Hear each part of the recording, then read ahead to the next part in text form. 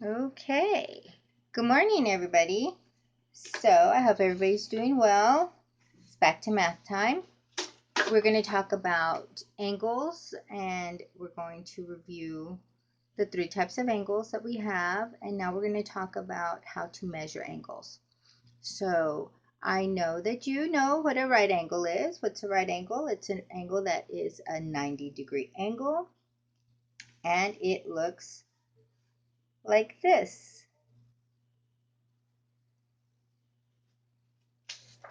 Right?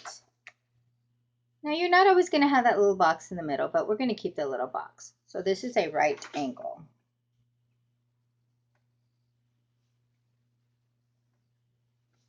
A right angle. Oh, it's backwards. I hope you can read backwards. And then we have an acute angle.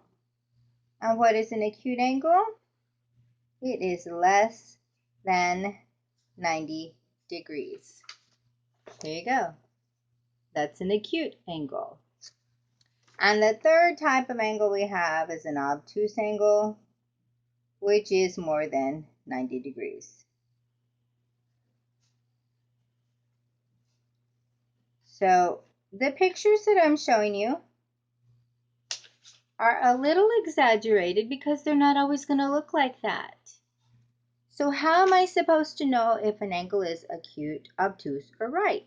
Because sometimes it looks like a right angle and it's not. So how we measure that is we use a protractor to decide if it is acute, right, or obtuse. And it's a tool that we use. And it looks like this, a little half circle shape.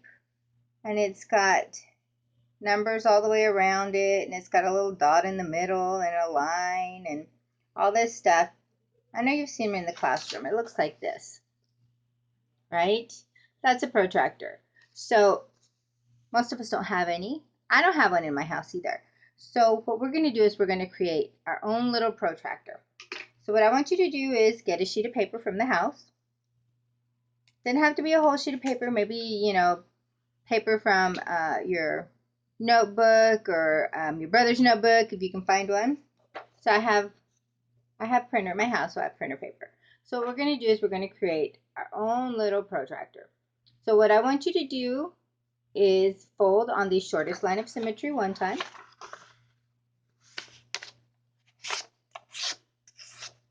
Fold on the shortest line of symmetry a second time.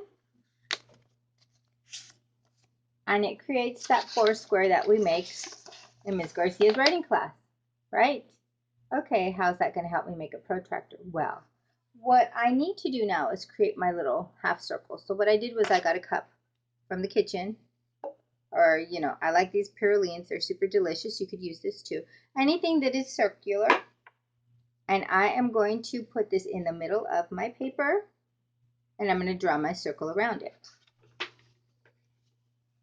So here we go. Try to get it as centered as possible. I know that's kind of hard.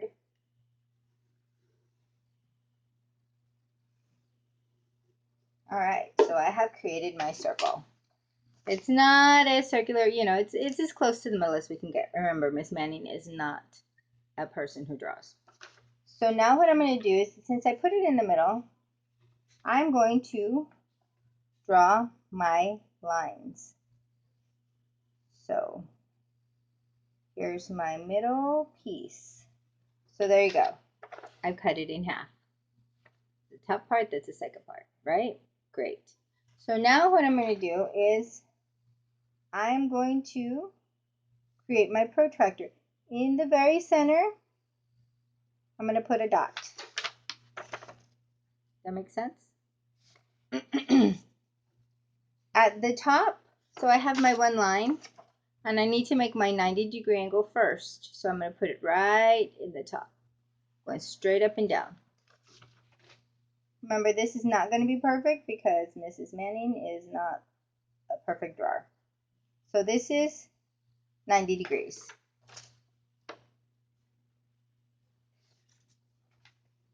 Okay, so one of this side has to be 0 and one of this side has to be 180 because a circle is 360 degrees. So what I'm going to do is make my right side 0 And my left side, 180. So there you go. But I got a whole circle. What do I do with the rest part? Well, you know, you can still keep adding. So if I start at 180, I add 90, that's 90. I add 90, that's 90 more. I add 90 more. I get 270 at the bottom. 270. I add 90 more, and I get 360 right where the 0 is. I know, it's simple math. So there you go. So I've created my own little protractor. For the purposes of this class, we are only going to use the top half. So I'm going to fold this back. Again, it doesn't look perfect, but that's okay. So I know that I have a 0 here and 180 here. So when I measure my angles, I'm going to start at 0. One of my rays will always go to 0, and the other ray will land where it lands. Okay, there's a lot of numbers between 0 and 90, so how am I going to figure that out? What I'm going to do is now I'm going to fold. I'm going to put the 0 and the 90 together. Fold that so that they touch. And what do I get? Well, what's in between 0 and 90 in the very middle? 45 degrees. Oh, so now I have 0, 45, and 90. So that's a little bit easier to fill up, don't you think? I can do the same with this side. Oh. Okay. So now 90 plus 45 is going to be 135 degrees. So now I have 4 different spots. This is how we're going to create our protractor.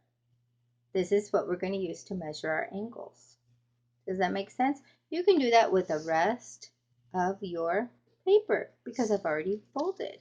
So if I go 180 and on that crease, I make another line. 180 plus 45 is 180 and 45. See, I'm doing the math. And I get a 5, and 8 and 4 is 12. Carry my 1, 225 degrees.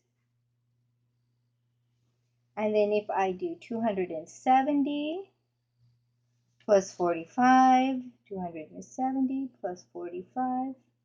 Again, I'm doing my algorithm. Can't forget. 5, 7 and 4 is 11. Carry my 1, 315 degrees. It doesn't look quite right. That's why I'm using a pencil. And I'm going to, what is it, 315 degrees. So now I have done the entire angle. Does that make sense? Okay, that's how we're going to create a protractor. That's what I would like for you to do before we get into our lessons, excuse me. Okay, all right, we're going to stop right here.